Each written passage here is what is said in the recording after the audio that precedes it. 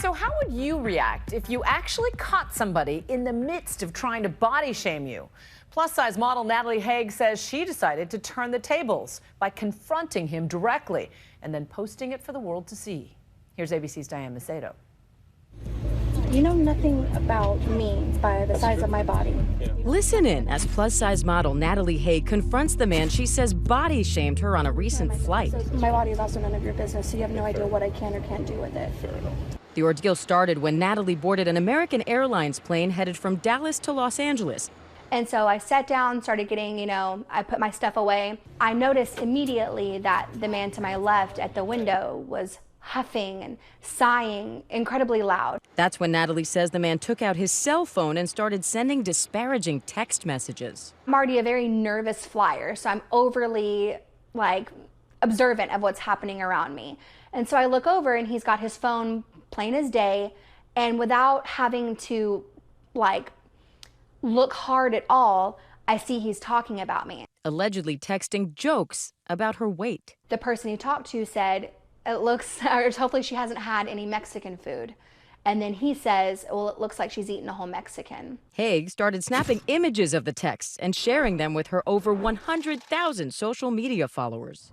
3 hours later on the runway at LAX, she worked up the courage to confront the man, recording the whole thing. I couldn't help but notice that before we took off, you were sending really horrible text messages about me to somebody. I wasn't. I have photos, yes you were. I saw the whole thing. I apologize. I was drinking and I apologize. Yeah, you have no idea who you'll hurt with those kind of things. I apologize. You got me and I was drinking and I apologize. But that apology quickly turns accusatory. In fairness, you probably shouldn't be sitting in Mexico. When they ask you, are you willing and capable to assist people in getting off the airplane in an emergency, do you honestly think that you are? Wait a minute, the drunk man is telling me that I'm not capable of helping people. Okay. Natalie says while she was open about recording the conversation, she purposely did not film the man's face. I didn't want to start any kind of shame circle. I just did not want this to be about bashing this guy's looks, anything like that. Don't ever treat somebody like that again. You're right. You don't know anything about me. You're absolutely right. The video went viral with over 1.6 million views. And Hage writes on Instagram, this is a fat person's daily reality and not just on a plane. Hage certainly isn't alone. Most recently, work singer Rihanna drew fire after these images snapped in New York appeared to show the star's weight gain. A writer for Barstool Sports posted the blog headline, "Is Rihanna going to make being fat the new trend?" The publication later apologized and took down the blog. What doesn't kill you makes you stronger. And Stronger singer and American Idol winner Kelly Clarkson was very publicly body shamed in 2015. It is the fabulous Kelly Clarkson! This is my heartbeat song and I'm gonna play it. After the birth of her daughter, Clarkson debuted her single Heartbeat song on the UK show Graham Norton Live. British TV personality Katie Hopkins tweeted in response, "What happened to Kelly Clarkson? Did she eat all of her backing singers?" Hopkins later doubled down on her comments on Entertainment Tonight.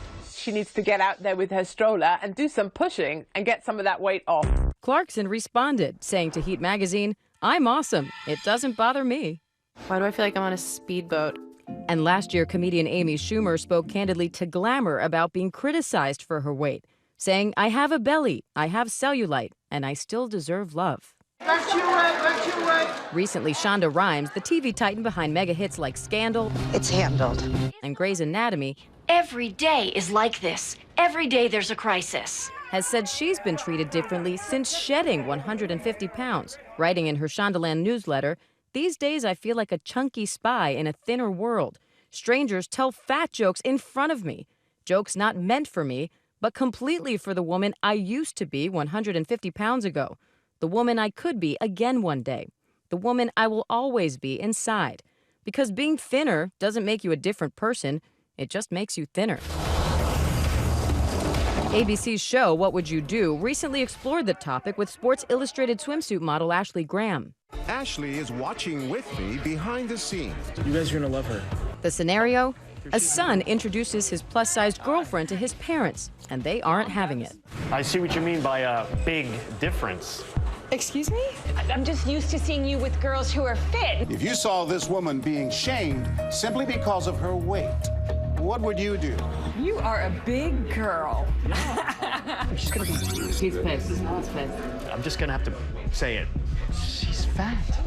The other patrons of the restaurant step in when they hear that F word. It's pretty embarrassing. Look at her. I think she's pretty.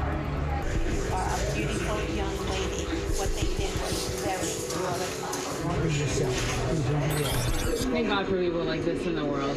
Some confronting the parents. If your son picked her, and if you guys are good parents, then your son picked a lovely woman. And moved to tears. I hate when people judge people just on their appearance. People have so much personality that, like, you should get to know them. Ashley Graham even steps in to play the girlfriend. Mom, hi guys. Ashley. You're huge. You're too big for my son.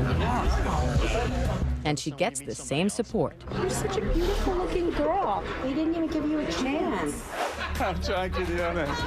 After the reveal, She was crying. I felt so bad Really for her. crying. How did you do that? I cried because this is a situation I've been in before, and it's never okay. We need more women like you guys.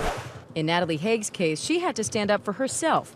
But while she's getting a lot of support online, there's also some controversy around her own act of photographing what could be considered private text messages. But she says she's sharing her story to make a difference for all the people who've been in her shoes. Don't ever treat somebody like that again. You're right. I'm receiving probably thousands of messages with people sharing their stories with me. And it's a reality for us. People see you as less of a person because you are more of a person. People lose the fact that you're a human being. For Nightline, I'm Diane Macedo in New York.